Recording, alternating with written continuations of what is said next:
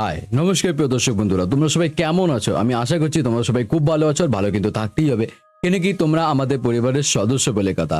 তো আজ তোমাদেরকে আমি এক এমন ঘটনা শোনাতে চলেছি, যে ঘটনা শুনে তোমরা কিন্তু অবাক হয়ে যাবে। কেন কি এই ঘটনাটা যখন আমি পড়ছিলাম তখন কিন্তু আমিও বেশ অবাক হয়ে গেছিলাম। ঠিক আছে, তো মানে এতটাই অদ্ভুত এই ঘটনাটা। কিন্তু ঘটনাটার দিকে যাবার আগে আরো একটা কথা বলতে চাই। যদি তোমরা এখনো অবধি আমাদের এই ভিডিওটাকে লাইক না করে থাকো তাহলে তাড়াতাড়ি করে লাইক করে নাও। যদি এখনো অবধি আমাদের এই চ্যানেলটাকে সাবস্ক্রাইব না করে থাকো তাহলে তাড়াতাড়ি করে সাবস্ক্রাইব করে নাও। আর তোমাদের প্রিয় মানুষের সাথে কিন্তু অবশ্যই ঘটনাগুলো শেয়ার করে দিও। তো চলো এবার ঘটনার দিকে যাই। তো আজ যে ঘটনাটা বলতে চলেছি, এই ঘটনাটা এতটা অদ্ভুত কেন কি আমরা সকলেই কিন্তু জানি যে ভূত পেত সবসময় ভগবান দেবতার থেকে দূরে থাকে, তাই নাকি? কিন্তু এই যে আজকের ঘটনা, এখানে কিন্তু ভূতেরাই ভগবানের মন্দির বানিয়েছে। মানে বুঝতে পারছো, ভূতেরা ভগবানের মন্দির বানিয়েছে, তাও কি একটা গোটা রাত্রির মধ্যে। হ্যাঁ, এক রাত্রির মধ্যে কিন্তু পুরো একটা মন্দির তৈরি করে দিয়েছিল। তো ওটাই অদ্ভুত কিন্তু। তো এই যে মন্দিরটা আছে, এই মন্দিরটা কিন্তু আমাদের মধ্যপ্রদেশে আছে। আর এই মন্দিরটার নাম হলো ককনমত। হ্যাঁ, ককনমত এই মন্দিরটার নাম। আর এই মন্দিরটা সিংহনীয় গ্রামে কিন্তু উপস্থিত। ঠিক আছে, যদি আমার কোনো রকম প্রনাউন্স ভুল হয় তার জন্য কিন্তু আমি ক্ষমা প্রার্থী। তো বলা হয় যে এই মন্দিরটাকে বানানো হয়েছিল, এই মন্দিরটা যখন বানানো হয় তখন হলো আমাদের 11th সেঞ্চুরি। ঠিক আছে, 11th সেঞ্চুরিতে কিন্তু এই মন্দিরটাকে বানানো হয়েছিল। আর বলা হয় যে কচ্ছপ ঘাটা যে সাম্রাজ্য ছিল, তার যে রাজা ছিলেন সেই সময়, সেই রাজার সেই রাজার কিন্তু একটা মানে তার ইচ্ছা ছিল, তার জীবনের ওই একটাই ইচ্ছা ছিল যে তার সাম্রাজ্য, তার কিংডমের উপরে একটা ভগবানের মন্দির হবে। তাও কি ভোলে বাবা আমাদের মহাদেবের মন্দির হবে। হ্যাঁ, শিব ঠাকুরের একটা মন্দির চেয়েছিল সে। তার একটা ইচ্ছা ছিল যে তার যেন ওই গ্রামে, যে গ্রামটার নাম বললাম আমি তোমাদেরকে, সেই গ্রামে তার সেই কিংডমের উপরে যেন একটা মহাদেবের মন্দির থাকে। তো এটা তার অনেক আশা ছিল। কিন্তু সেই গ্রামে, সেই জায়গায় সে ওই মন্দিরটাকে কিছুতেই বানাতে পারছিল না। কেন কি তার কাছে একটাই প্রবলেম সামনে এসে দাঁড়াচ্ছিল, সেটা হলো সেই জিনিসপত্র। কেন কি মন্দিরের জন্য যেই জিনিসগুলো লাগে, মানে যেরকম আমাদের সিমেন্ট, বালি, পাথর, মার্বেল, আরো যত যাবতীয় জিনিস লাগে, তখনকারের সময় যে জিনিসপত্র লাগতো একটা মন্দির বানানোর জন্য, একটা টেম্পল বানানোর জন্য, এগুলো কিন্তু কিছুতেই সে আনতে পারছিল না সেই জায়গায়। তার কাছে সম্ভব ছিল না, তার জন্য সম্ভব ছিল না ওগুলো। তাই সে বারবার আশা করত, বারবার মহাদেবের কাছে প্রার্থনা করত যে যেন মহাদেব আমার এই সাম্রাজ্যের মধ্যে, আমার এই কিংডমের উপরে একটা তোমার মন্দির বানাতে পারি। তো কয়েক বছর ধরে সে প্রার্থনা করার পর কিন্তু এক সময় গিয়ে সে স্বপ্ন দেখে। হ্যাঁ, সেই রাজা এক স্বপ্ন দেখে, যাতে মহাদেব তাকে স্বপ্ন দেয় যে তোর যে আশা, তুই যে আমার একটা মন্দির বানাতে চাস তোর এই সাম্রাজ্যের উপরে, সেটা তোর পূর্ণ হবে। আমি তোকে বানিয়ে দেব সেই মন্দির। কিন্তু তার একটা শর্ত আছে। না, কি শর্ত? যে আমার যে মন্দির বানানো হবে সেটা আমরা বানিয়ে তো দেব, কিন্তু সেটা বানানো হবে ভূতের দ্বারায়। হ্যাঁ, ভূতেদের দ্বারায় বানানো হবে সেই মন্দিরটা। তাই জন্য কিন্তু জানো, কোনো রকম গ্রামবাসী, এই সাম্রাজ্যের যে কোনো মানুষ জানো সেই মন্দিরে যে মানে কাজ চলছে, কনস্ট্রাকশন হচ্ছে, সেটা যেন না দেখে। হ্যাঁ, যদি দেখে তাহলে কিন্তু সে মন্দির তৈরি হবে না। তো সেই হিসাবে কিন্তু রাজা সেটাকে এগ্রি করে। রাজা কিন্তু সেই জিনিসটাকে এগ্রি করে। রাজা বলে আপনি যেরকম বলবেন সেরকমই হবে, আপনি যা বলবেন আমি তাই করব। তো তারই সাথে রাজা কিন্তু, তো যখন ওই মন্দিরটাকে নির্মাণ করানো হয়, যখন নির্মাণ করা হচ্ছে, যখন ওই মন্দিরটাকে নির্মাণ করা হচ্ছে, তখন কিন্তু রাজা বলে দিয়েছিলেন যে গ্রামের, তার সাম্রাজ্যর যেন কোনো মানুষ বাড়ির বাইরে না বেরোয় সেই রাত্রিতে। হ্যাঁ, যেন সেই রাত্রিতে যেন কোনো একটাও মানুষ, গ্রামের তার সাম্রাজ্যর মানুষ যেন ঘর থেকে না বেরোয়, সবাই যেন ঘরের ভিতরে থাকে। তো যখন রাজা এই কথাটা তার গ্রামের, তার সাম্রাজ্যের সব মানুষকে বলে, তখন সবাই একটু অবাক হয়ে যায়। আর সবার মধ্যেই কিউরিওসিটি চলে আসে যে রাজা হঠাৎ আমাদেরকে কেন বলল যে রাত্রিতে ঘর থেকে কাউকে না বেরোতে, কেন আমাদেরকে ঘরের ভিতরেই থাকতে বলল। তো সবার মধ্যেই যখন এরকম একটা কিউরিসিটি চলছে, কিউরিয়াসনেস চলে এসছে, যখন সবারই মধ্যে একটা এরকম ব্যাপার চলে এসছে যে কেন রাজা এরকম বলল, তো যাই হোক রাজা আজ্ঞা দিয়েছে, রাজার অর্ডার বলে কথা যে কেউ যেন সাম্রাজ্যর ঘর থেকে রাত্রেবেলা বাইরে না বেরোয়। তো সেই কথা মতো কিন্তু সবাই ঘরের ভিতরেই ছিলেন, কেউ কিন্তু রাত্রিতে বাইরে বেরোয়নি। কিন্তু যখন সেই মন্দির তৈরি করা হচ্ছিল সেই সময় একটা বাচ্চা ছেলে, তার সেই যে মনের ভিতরে আমাদের থাকে না কিউরিসিটি, যে কেন মানা করলো, কেন দেখবো না, ঠিক আছে, কেন এটা নয়, ঠিক আছে, আমাদের মনের ভিতর চলে না যে এটা কেন না করলো, এটা দেখা উচিত, ঠিক আছে, এর পেছনে কিছু তো হবে, এরকম একটা ব্যাপার থাকে না আমাদের মধ্যে। সেরকম সেই একটা বাচ্চা ছেলে, তার যে এই কিউরিসিটির জন্য সে কি করেন, তার ঘরের ভেতর থেকে জানলা খুলে কিন্তু সেই যে মন্দির নির্মাণ করা হচ্ছিল সেটাকে দেখে ফেলে। যখন এটা সে দেখে ফেলেন সেই সময়ে কিন্তু মন্দিরের কাজ, মন্দিরের নির্মাণ যে করছিল সেটা বন্ধ করে দেওয়া হয়। বন্ধ করে যে ভূত পেতেরা সে মন্দিরটাকে বানাচ্ছিল তারা সবাই উধাও হয়ে যায়।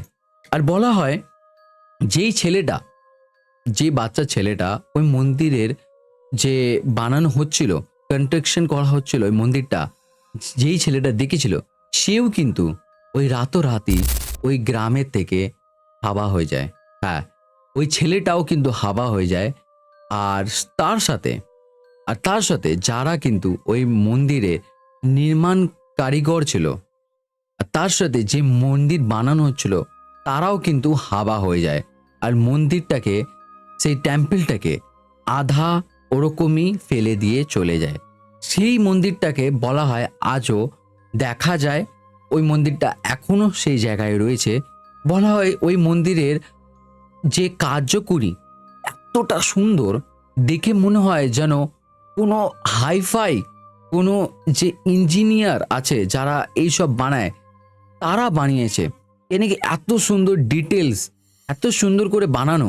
কিন্তু তার সাথে আরো একটা কথা বলা যায়, কিন্তু তার সাথে আরো একটা কথা বলে, সেটা হলো যে ওই মন্দিরের কিছু এমন জায়গা রয়েছে যেগুলো অর্ধেক থেকে গেছে, যেগুলো পূরণ হয়নি। সেই জিনিসগুলোর উপরেই হয়তো সেই ভূত পেতেরা কাজ করছিল। যে সময় হয়তো সেই ছেলেটা তার বাড়ির থেকে জানলা খুলে সেই যে নির্মাণ করা হচ্ছিল সেটা দেখে ফেলে, যার জন্যই হয়তো সেই মন্দিরের এখনো কিছু কিছু জায়গা দেখা যায় যেগুলো বন্ধ, যেগুলো মানে এখনো কমপ্লিট হয়নি, আধুরা রয়ে গেছে, কিন্তু মন্দিরটা এখনো উপস্থিত আছে। আর ওই মন্দিরের একটা খুব বড় স্পেশালিটি ছিল, সেটা হলো বলা হবে ওই মন্দিরটা 100 ফিট উঁচু। হ্যাঁ, মানে তোমরা বুঝতে পারছো, একটা মন্দির, তাও কি 100 ফিট উঁচু একটা মন্দির, যেটা এক রাত্রির মধ্যে বানানো হয়েছিল। কিন্তু বলা হয় যে আজ এখনের সময় ওই মন্দিরটা মাত্র 40 ফিটই রয়ে গেছে। তার কারণ হলো আমাদের নেচার আর আবহাওয়ার চেঞ্জেসের কারণে কিন্তু ওই মন্দিরটা এখন মাত্র 40 ফিট রয়ে গেছে। কিন্তু ওই মন্দিরটা সব থেকে বড় স্পেশালিটি, খাস বাত যেটা, সেটা ছিল কিন্তু ওই মন্দিরটা 100 ফিট উঁচু ছিল। আর ওই মন্দিরটা হলো মহাদেবের। হ্যাঁ, ওই মন্দিরটা মহাদেবের মন্দির বানানো আছে, ঠিক আছে। তো এখনো যদি তোমরা কেউ মধ্যপ্রদেশের কাছাকাছি থাকো, ওখানে গিয়ে তোমরা দেখতে পারো এই মন্দিরটা। মধ্যপ্রদেশের সিহানিয়া গ্রামে, যার কাছাকাছিতে গৌলিয়র গ্রামও আছে, ওখানে এই মন্দিরটা উপস্থিত। তো বেশ দারুণ না ঘটনাটা। এমন আমাদের ভারতে, আমাদের ইন্ডিয়ার মধ্যে এমনই অনেক হিস্ট্রিক্যাল প্লেস আছে, এরকম অদ্ভুত আর এমনই মিস্ট্রি ভরা জায়গা আছে। আমাদের ভারত, আমাদের ইন্ডিয়াটা খুব মিস্ট্রিয়াস, মানে যেটা আমরা যখন জানি, যেগুলো যখন আমরা জানতে পারি আর শুনি, তখন আমাদের গায়ে কাটা দিয়ে ওঠে, একটা অন্যরকম অনুভূতি হয়। আমিও যখন এই ঘটনাটা পড়ছিলাম তখন আমারও বেশ অন্যরকম অনুভূতি হয়েছিল। বেশ দারুণ এক ঘটনা, বেশ দারুণ এক ঘটনা। আর এই মন্দিরটার নাম হলো কাকানমাথ, কাকানমাথ টেম্পল। আর এই মন্দিরটার নাম কাকানমাথ টেম্পল। হ্যাঁ, আর এই মন্দিরটা যে কাকানমাথ, যে টেম্পলটার নাম, আর এইটার যে মিনিং, এর মানে হলো শ্রাইন অফ গোল্ড। হ্যাঁ, শ্রাইন আমরা সবাই জানি, শ্রাইন কিন্তু আমরা দেখতে পারি জাপানের দিকে বেশিরভাগ, ঠিক আছে, যেগুলো বুদ্ধদেবের টেম্পল হয়, ঠিক আছে। তো যে শ্রাইন হয়, শ্রাইন গোল্ডের শ্রাইন মানে সোনার শ্রাইন, ওটাই মানে হলো কাকানমাতের, ঠিক আছে। আর এটা মহাদেবের টেম্পল কিন্তু। তো আজকের এই ঘটনাটা আর এই হিস্ট্রিক্যাল এই স্টোরিটা তোমাদের কেমন লাগলো অবশ্যই কমেন্ট করে জানিও। কোন পার্টটা তোমাদের সব থেকে বেশি ভালো লাগলো আর কোন পার্টটা সব থেকে বেশি তোমাদের ভয় লাগলো, ওটাও কিন্তু অবশ্যই কমেন্ট করে জানিও। আর তোমাদের এই হিস্ট্রিক্যাল যে স্টোরিগুলো আমি তোমাদের শোনাচ্ছি, যেগুলো আমাদের হন্টেড আর হরর রিলেটেড, তোমাদের কেমন লাগছে অবশ্যই কিন্তু কমেন্ট করে জানিও। কেন কি তোমাদের কমেন্ট আমার জন্য কিন্তু খুবই ইম্পর্টেন্ট। তো তোমরা কমেন্ট করে জানিও তোমাদের এই যে সিরিজটা আমি তোমাদের জন্য কন্টিনিউ করছি তোমাদের কেমন লাগছে। কেন কি রিসার্চ করতে অনেক সময় লাগে, অনেক খাটনি লাগে। তোমাদের একটা কমেন্ট আমার জন্য অনেকটা হেল্পফুল হয়, অনেকটা বেশি মোটিভেট করে আমাকে। তো কেমন লাগলো অবশ্যই কমেন্ট করে জানিও। তো চলো এবার তাড়াতাড়ি করে আমি তোমাদের কমেন্টের নামগুলো পড়ে নিই। চলো তাড়াতাড়ি করে এবার তোমাদের কমেন্টের নামগুলো পড়ে নিই। তো আমাদের প্রথম কমেন্ট এসে হলো নেহা মাইতি, দেন হলো Reshmi Bhattacharya, Rupa De, white king, Sujata Das, Angelina Soren, Susmita Barma, Rina Sena, Suparna, মামুনি হালদার, নীলিমা সিং, রত্না সরকার, সোমা 218, টুকাই বেরা, স্বপন রাউত, বাবলি মল্লিক, সুষুমা আদিত্যা, মৌয়া পাল, পম্পা রয়, অপর্ণা সর্দার, রেখা অধিকারী, টুকাই বেরা দিদিভাই আবারও কমেন্ট করেছেন, আব্দুল হক দাদাভাই কমেন্ট করেছেন, white king 777, panther gaming, Mahi Roy, Arpana Sardar আবারও কমেন্ট করেছেন, কৃষ্ণা মুখার্জি দিদিভাই, টুকু সাবারবাল, চুমকি বিশ্বাস, ফুলেশ্বরী চক্রবর্তী, আবিরূপ আবিরূপ সর্দার আর্টস, রমা কর্মকার, টুকাই বেরা দিদিভাই আবারও কমেন্ট করেছেন, সোমা দত্তা, শুভঙ্কর ঘরাই, পিঙ্কি খাতুন, সুদীপ্ত দে, বনানী কর্মকার দিদিভাই, রিনা সেনা দিদিভাই আবারও কমেন্ট করেছেন, টিনা আচারিয়া দুবার কমেন্ট করেছেন, সামিমা সমরোস, তারপর আমাদের অনুপমা বড়ো, সামিমা সমরোস দিদিভাই আবারও কমেন্ট করেছেন। তারপর হলো আমাদের শেষ কমেন্ট, সেটা হলো স্বপন রাউত। তো এই ছিল তোমাদের সবার কমেন্টের নামগুলো আমি পড়ে নিলাম। আর তোমরা কিন্তু অনেকেই কমেন্ট করেছো যে প্রিন্স কেমন আছে, প্রিন্স কেমন আছো। আমি তোমাদের আশীর্বাদে ভালোবাসাতে এখন কিন্তু অনেক অনেক অনেক বেটার আছি।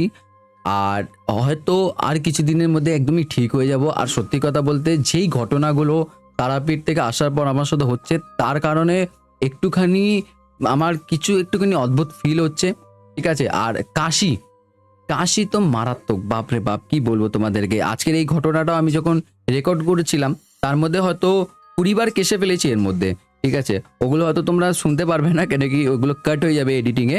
কিন্তু হ্যাঁ, খুব কাশি রয়েছে। আর তোমরা সবাই যারা যারা জিজ্ঞাসা করেছিলেন তাদের জন্য আমি বলে দিই, আমি এখন ভালো আছি। তোমরাও ভালো করে থেকো, এমনই ভালোবাসা আর আশীর্বাদ দিতে থেকো, ঠিক আছে। আজকের জন্য বাই।